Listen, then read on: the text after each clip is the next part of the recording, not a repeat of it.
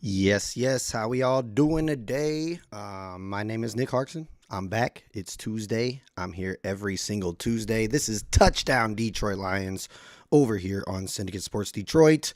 As you can hear, I'm a little hoarse today. I've been kind of under the weather the last few days, but I'm feeling good today. My voice is just a little off, so bear with me. But it's been feeling a lot better. Of course, right when I start the episode, it starts to feel that way. So I'm gonna take a little drink of water real quick. But yeah, how we all doing? I'm gonna give you guys a little bit of time to get in here, say what's up. It's a Tuesday, and like I said, every single Tuesday we do Touchdown Detroit Lions over here on Syndicate Sports Detroit, and I'll touch on some things while people are getting in here. What's up, Kim? How you doing, Ma? Um, the playoffs just got done this weekend, and I'm pretty convinced that the Lions could have given Philly their best game this week, or not this week, but yeah, this week. But I mean, in the entire playoffs.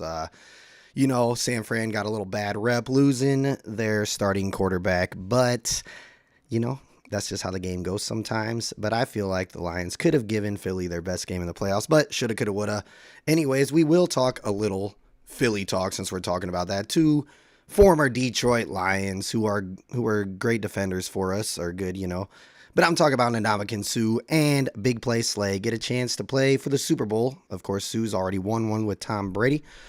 But for this fact alone, I am going to go with Philly in the Super Bowl because I just want Big Play Slay to get his, kind of like Stafford did last year. But after this, no more former Detroit Lions players. I don't want you guys winning any more Super Bowls because it's time for the Lions to take over. At least that's what I hope. But yeah. But yeah, speaking of some more news that kind of involves Philly, since they're going to the Super Bowl, we have some guys going to the Pro Bowl now, and I'll start with these two. Amon-Ra, St. Brown, and Penei Sewell, both deserving. Should have been there from the get-go, if you ask me. The Sun God has been playing out of his mind since he's been here. Same with Sewell. But I think they both should have already been on the team. And with Sewell being there, he joins Ragnow on the line. And get this, they're the first duo of a tackle and a center since 1995 that the Lions have had in the Pro Bowl. And the last duo to do that was Lomas Brown and Kevin Glover, of course.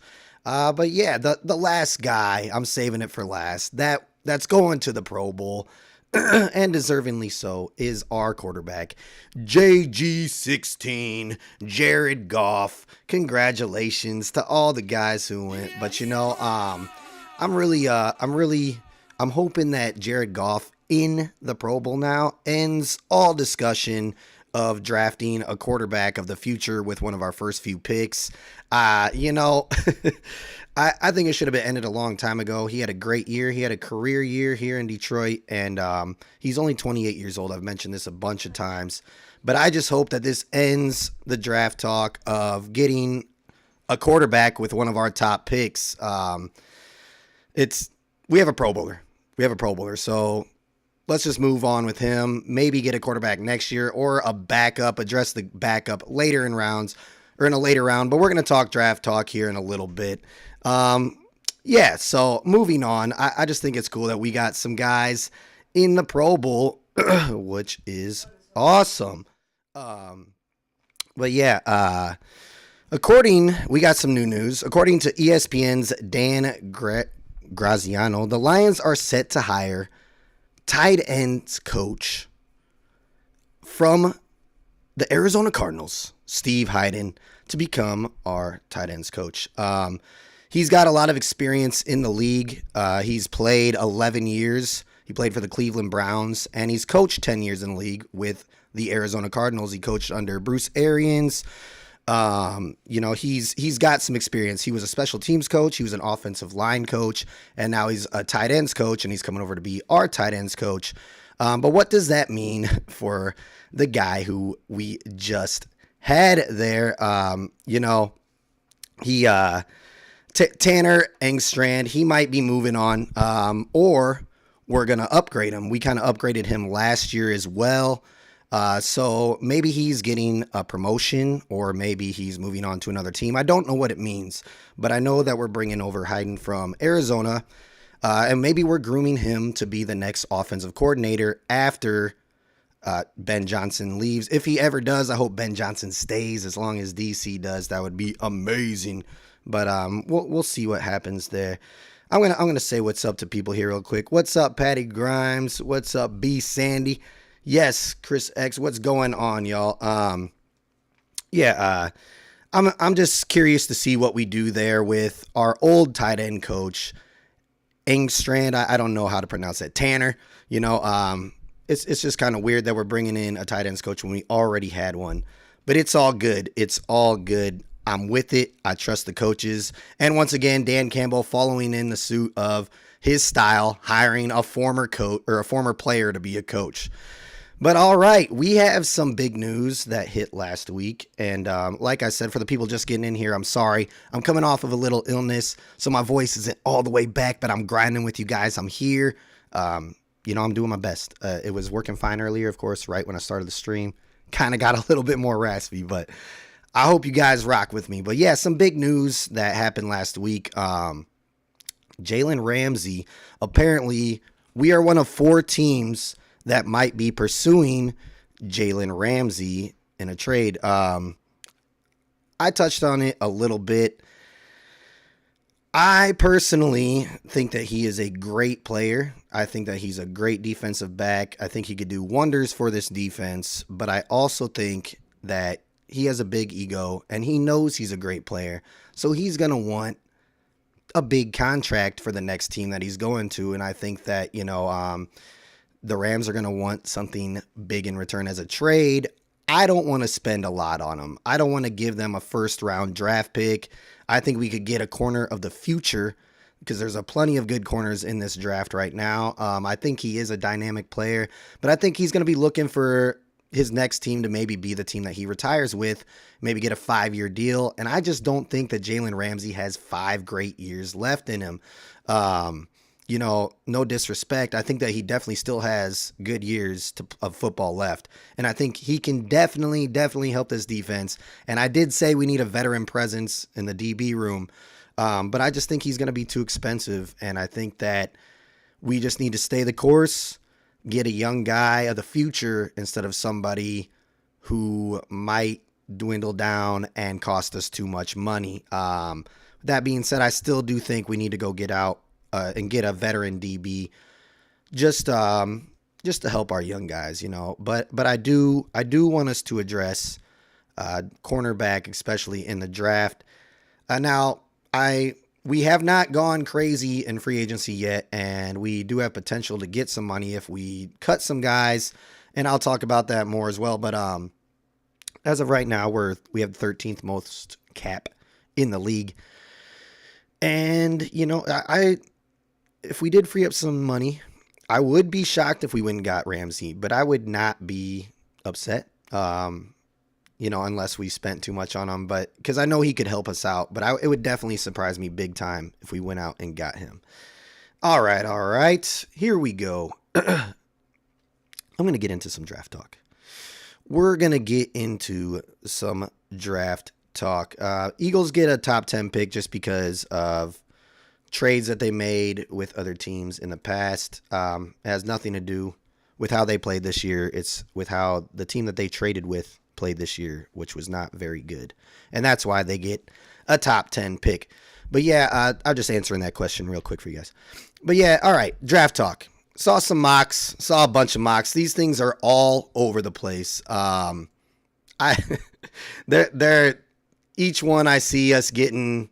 I have seen a lot of the same guys, but I've also seen some guys who I'm just like, what? And then I've seen them switched up with, a corner at 6 or a D lineman at 6 and then vice versa at 18. But I've been seeing a lot recently, mainly defense with the first 2 picks. But the one that I most recently checked out today with Sports Nation, they had Brisey, whatever, the D lineman out of Clemson. They had us taking him at 6. And I'll tell you what, I didn't like him at first.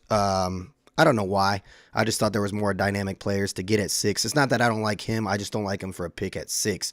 But I've been watching his tape, and he's kind of wearing on me a little bit. He is a big boy. He can really fill a hole, on that line and make a difference in the run game. And he can also rush the passer pretty well for being an interior D lineman. But I still, at 6, if he's going to be there, I'm sorry, I would rather trade back a few. Now, I did see us take in the Texas Tech edge, who, what's his name? Tyree Wilson. Now, that guy, I would be okay with taking him at 6. I've watched some tape on him in the last few days. I think he's a difference maker. I think he can get on there the first day and make a difference. And that's what we need with a guy at 6. So if we're stuck with a pick at 6, I would not mind picking up the guy from Texas Tech.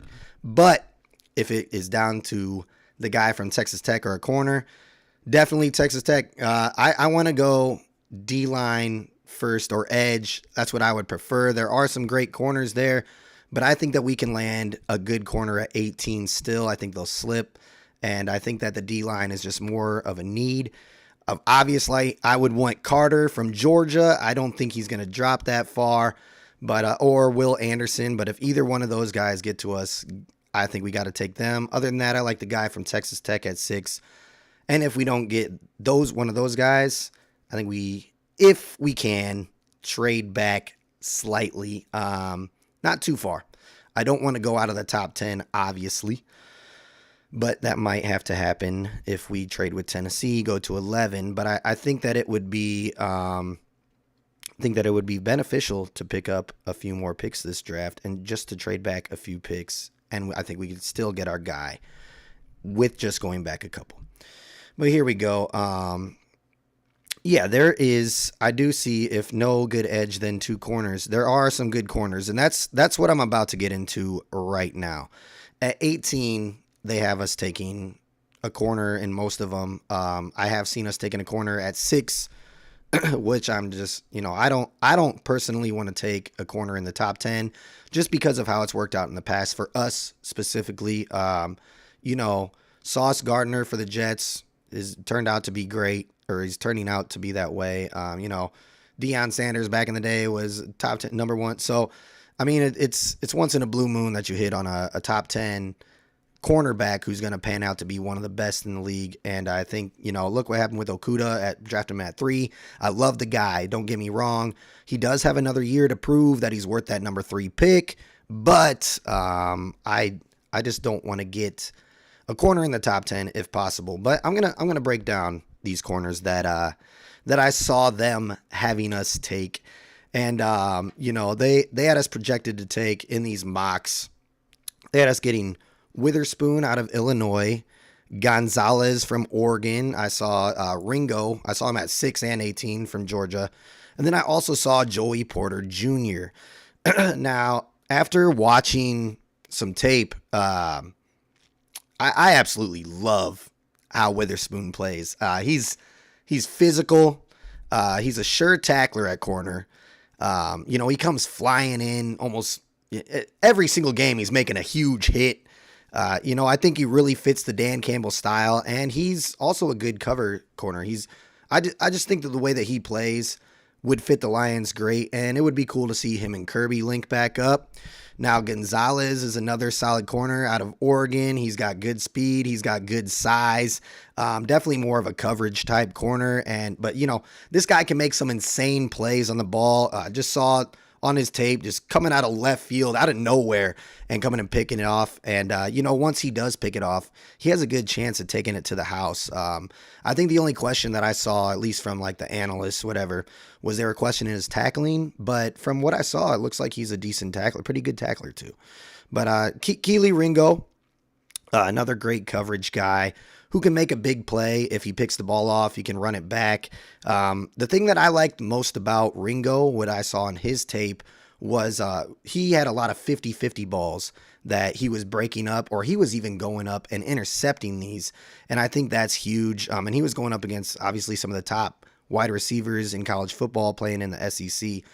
But, he's good defender, and I definitely would not mind getting him. Then Joey Porter Jr. has great size. The guy plays physical, plays his position great. I think he would fit the Dan Campbell style as well. He didn't have as many picks maybe as these other guys this year, but he's just solid out there at corner, and I would definitely like him to be on our team as well. I saw the guy say if no good edges there, get 2 corners. I wouldn't mind picking up 2 of these guys, but any one of them at 18 would be good with me as well. Now, out of these 4, I'll give you my top. I'll give you 1 through 4. And I even saw the guy from Mississippi State, Rhodes, I think his name. I wouldn't mind him either. But I'll give you my top 5 then if we're putting them in there. And I'll go 1 through 5. And I'm gonna get some grief from this. I know I am. But this, and because I'm no draft expert, okay. But this is where I go. I think I like Witherspoon the most. I think he's the most physical. Look at his highlight tape. That guy is crazy good. I just think it would be awesome to have on our team out there flying around, smacking people. Just go check out his highlight reel. It's worth watching. Then I go Gonzalez. I personally, just because he can cover ground like crazy. I think him and Joey Porter are right there. Then I got Joey Porter Jr. and then I got Keely Ringo number 4 and then Rhodes 5. But no, they're all right there.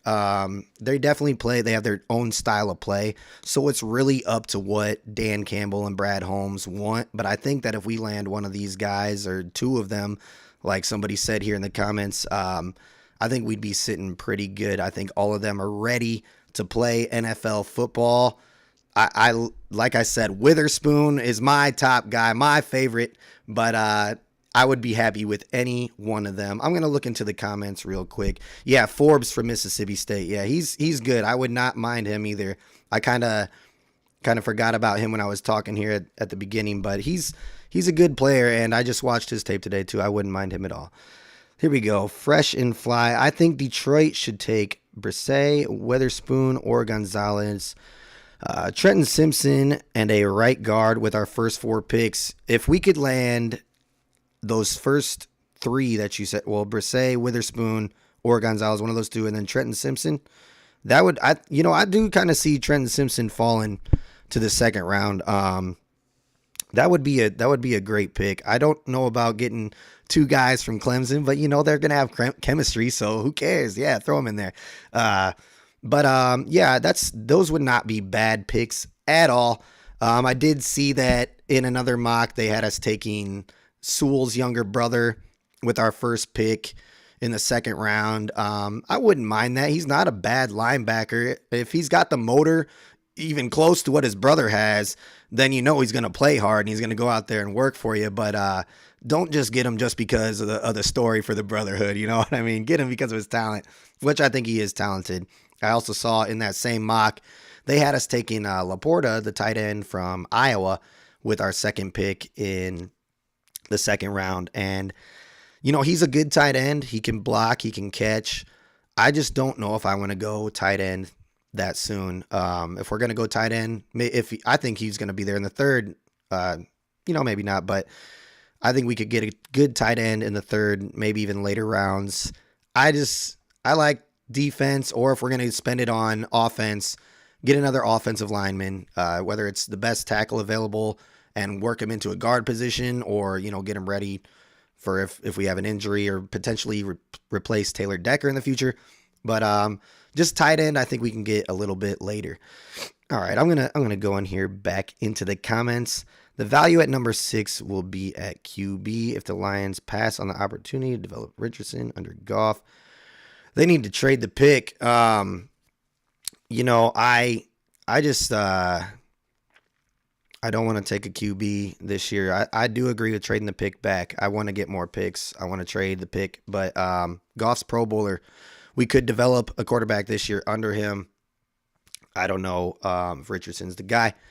But yeah, we're going to see what Brad Holmes does. We have plenty of time to talk about this. And by the way, folks, tomorrow is February 1st. So that means we're 1 month closer to free agency and the draft, which, I cannot wait for. Here we go. Patty Grimes. I think Jack Campbell and Skims in the second round. I wouldn't mind that at all. I talked about this last week. I'm a Jack Campbell guy. I think that he would be the right linebacker for our system. A lot of people thinks he looks slow. He looks slow when he's running, but he's got long strides, and the guy can cover ground. He was, I think, ranked the best coverage linebacker according to PFF this year in college football. So, and he's a captain. I talked about this last week. Captain Jack. I would love to see him in a Lions uniform. Not sure it's going to happen, but it would be great to see. I just think he fits the mold. How come Okuda is worse than Surtain and Horn despite going higher? It just happens. It just happens. That's how the draft pans out. It's a crapshoot.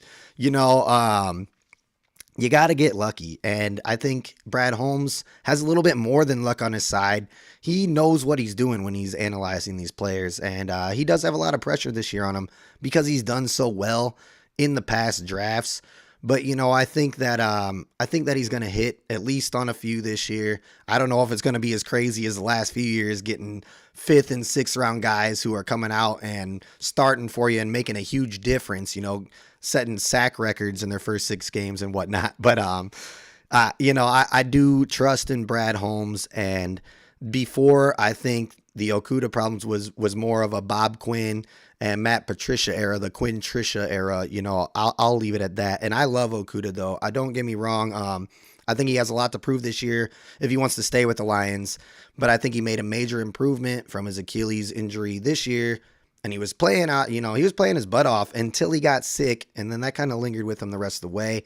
And he wasn't doing so good after that. But, I think that there's potential there, but he's got to step it up big time this year. This is his prove it or you're gone year, pretty much. So, it just happens in the draft, and it could happen this year too. I hope it doesn't happen with us, but it happens every year with some team where they pick somebody higher than others, and they turn out to be better than the guys that they were drafted after. All right, here we go. Yeah. So, there is some coaching news, and it kind of directly affects us as well. Sean Payton to Denver. And then, of course, also DeMeco Ryans to Houston. Now, Sean Payton, he was Dan Campbell's mentor, and that's the best thing that he's ever done, if you ask me, was mentor Dan Campbell into what he is today. So thank you, Sean Payton, for that. But yeah, he's back in the league coaching, which is crazy. I kind of knew that was going to happen. I didn't know he was going to land it in Denver, but they did say that Denver initially wanted Ryans first, and then Ryans went to Houston. So that's kind of crazy. But yeah, so with this being said, there's only 2 jobs left, and that's the Colts and Arizona. And it seems like Aaron Glenn, is the top candidate to be hired as the head coach down in Arizona. And of course, if you don't know, he is our defensive coordinator. So if he goes, we're going to have to replace him. I know a lot of the players really like Glenn and they want him to stay. A lot of the fans were saying out of Ben Johnson and Glenn that they would rather see Glenn go.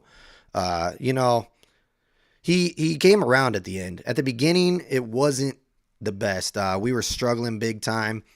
But then you kind of, Dan Campbell, we fired Aubrey, and things kind of started to turn around, which was weird. So I don't know if there was something going on in the locker room, because they said he was a great coach, and Glenn was kind of upset about that too. But once that happened, the defense really kind of turned around, and Glenn got it together. Now, there are some schemes, he would run man a lot, and a lot of the fans would say we need to get him out because he does that too much.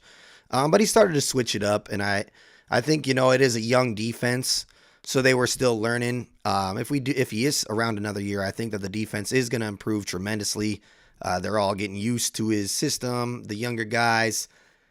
And I would like to see him around for one more year, but it does look like he is the favorite right now to land that job in Arizona. So with that being said, we're going to need to get a new defensive coordinator. I think they're going to keep it in the house. I like our linebackers coach. He's kind of fiery. Forget his name. He's got dreads. He's out there flying around. But they say he can still play. But I think he would be a good candidate to take over as defensive coordinator. I want to just do the kind of Ben Johnson thing, keep it in the house and see what we can do there. Now, if we can't do that, or maybe they don't feel he's up to par, we're going to have to go out and get somebody. And I don't know who we would go and get, but I keep saying Anthony. Aaron Glenn is potentially out the door. All right, you guys. If you got some more questions for me, let it be known. I got a few more things that I can talk about here before I am out of here today. It is the off season. We're trying to, talk about as much as we can. I know we got some new people in here, so just give me some questions. I'll answer them, even if I've answered them in the past weeks. But yeah, my name once again, Nick Harkson over here on Touchdown Detroit Lions. We're here every Tuesday at 5 p.m. Detroit time, 4 p.m. Central, 2 p.m. West Coast. But yeah, let's talk about Romeo Okwara. Romeo Okwara. And yes, here one more fresh and fly. I already talked about the tight end coach. We did. I was just touching it real quick again. Kind of weird that we hired a tight end coach when we already had one. Maybe we're promoting that guy, but yeah, we definitely talked about that. Exciting news, former player, Dan Campbell type. But yeah, here we go. Romeo Okwara. I already talked about him before, and I said that we should cut him for more money. Now, I'm gonna maybe step back a little bit because I thought about this, and especially if I think we have to wait. Well, can't really wait. We got to see what we can do in the draft, though. If we can't get an edge in the draft, Okwara has proven that he is still got it when he came back. Now, he has been battling an Achilles injury, but when he came back in that Jets game, he made 2 big sacks. He proves that he can still get out there and wreak havoc. He does have a lot of money left on his contract that we could use to get somebody else. But if we can't get an edge in the draft, Okwara, I think, should stay. And then we move on from Charles Harris. I think we move on from Charles Harris regardless. Nothing against him. He had a big year with us 1 year. He was hurt all last year, but we got to free up space somehow. And, I say Vaitai is gone. Definitely Brockers. He doesn't do anything. But, Okwara is holding a lot of money. But if we can't get an edge in the draft, then, Okwara would help us out tremendously once again if he can stay healthy. I would love to go edge in the draft. I do like Okwara, but I just, it's got to go one way or the other. And before I said cut him for more money, but now we might need to keep him. I'm going to see what you guys think right here. Romeo, that is here. Okwara is the only one worth keeping. That's on the chompy block. Yeah, that's basically what it comes down to. I think that we can cut a lot of other guys, like I just said, but especially with the need at edge, we do. Hutch is playing great. We got Houston emerging as a rookie, but you still need depth. And Okwara out there with those guys as a veteran who led the Lions in sacks, before he got hurt, would help us tremendously just still being out there. But yeah. All right, guys. All right. I'm going to look for some more questions. Otherwise, I don't got much more for you today. Like I said, we're in the off season. I see it right here. Yeah, golf to the Pro Bowl. We talked about that too. JG16. Shout out to him. He deserves it. So does Amon Ra and Panay Sewell. Those guys worked their butts off. I think they should have been on there right away, but what can you do?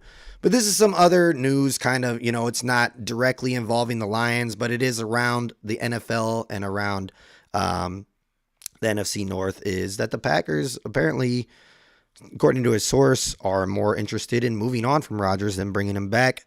I love it because I think that Rodgers is such a prima donna that, it's just time, stop making it about him and just, make a decision now, or just be like, if you're going to do this to us, we're moving on. And if that's the case, then we're facing Jordan Love, or if they get another quarterback, whatever it is. I think no matter what, if Rodgers is there or not, it's our time. I think that they're just they're not the team that they used to be. And, whatever. I just had to touch on it because I know I was going to get asked, but, Yeah, no more Goff. So yeah, I'm looking down here, interested in to see what the Goff haters have to say now. Yeah, I was last year. I was like, man, we're gonna need to get a new quarterback. But then at the end of the year, Goff came around, and then at the beginning of the season this year, I was like, oh, the start of the season. But Goff really won me over throughout the season. I've been saying it since I've been on this show that I think we need to keep him for a while. At least give him a chance. He's a starter next year, definitely 1,000%. He's a Pro Bowler. I don't even think we don't need to draft his replacement this year or the quarterback of the future, whatever everybody says. We got a Pro Bowl quarterback, and he's made a Pro Bowl before he was with the Lions too. So yes, please just stop all the first round quarterback talk. We got a Pro Bowl quarterback. I know if we don't lock up a guy this year that we're messing up. Well, that's what people were saying about Malik Willis last year, and that didn't pan out for the Tennessee Titans so far, and I don't think that it's going to pan out the way that people thought. Everybody wanted Malik. Well, not everybody. A lot of people wanted Malik on our team last year. I'm glad we avoided that. But yeah, if Big V, here we go, into the comments. If Big V is gone, Osiris Torrance would be a great fit at right guard. Yeah, if Big V's gone, we're gonna have to replace. We're gonna have to fill that void for sure. Now, whether we do that through free agency or the draft is the question. We also, if we re-sign Evan Brown, that would help. Big V didn't really play hardly at all this year, so we did without him. Of course, we do need. It would be good to have a stronger presence there, obviously. But yeah, Goff until 2027. I just saw that. Woo! He's 28 right now. That wouldn't be a bad move. I said on the last podcast that I think that we're gonna next year draft a quarterback, and maybe I don't know if we're gonna lock Goff up for the rest of his career, but if he has another season like he had this year, next year, and then the year after that, yes, he's locked up. Maybe. Who knows? If we win a Super Bowl with Goff, we're putting a statue of Goff out front of Ford Field, and he's locked up for life. That's just how the way I see it.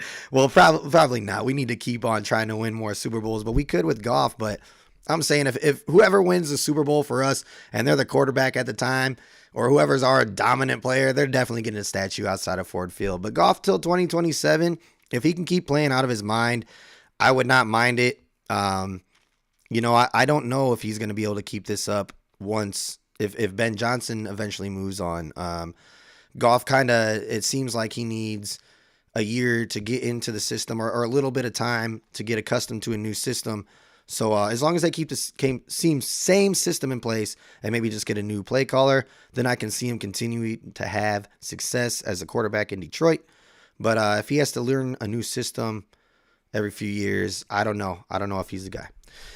But all right, guys, I got one more question that I was asked earlier, and I wanted to bring it up, and it is draft talk. Now, I was asked earlier if I would trade the 2 second-round picks to move up for an early second-round pick or maybe the 32nd or a late first-round pick. Now, that, to me, is a great question.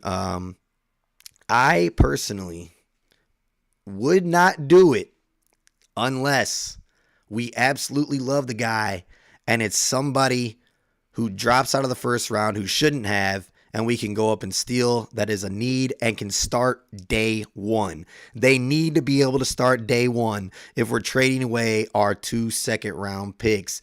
I don't want to do it. I think we're sitting nice at 48 and 55. 2 close picks. Like I said earlier, I trust in Brad Holmes. I think he can scout talent great, and I think that he can pick up 2 great players there. We're still 4 picks in the top 60. That's sitting nice. I don't want to move it away. 3 picks. It's one less pick, and maybe we get a better player, but maybe we don't. So me personally, I wouldn't do it unless it's an absolute steal of a player from somebody who drops that shouldn't have, that will start and make a huge impact for us day one. That's the only way I see it going down. Other than that, keep our second round picks. All right, guys. All right. Yes, we need 3 or 4 starters out of this draft, in my opinion. It would be amazing if we could. 2 for sure, day one starters.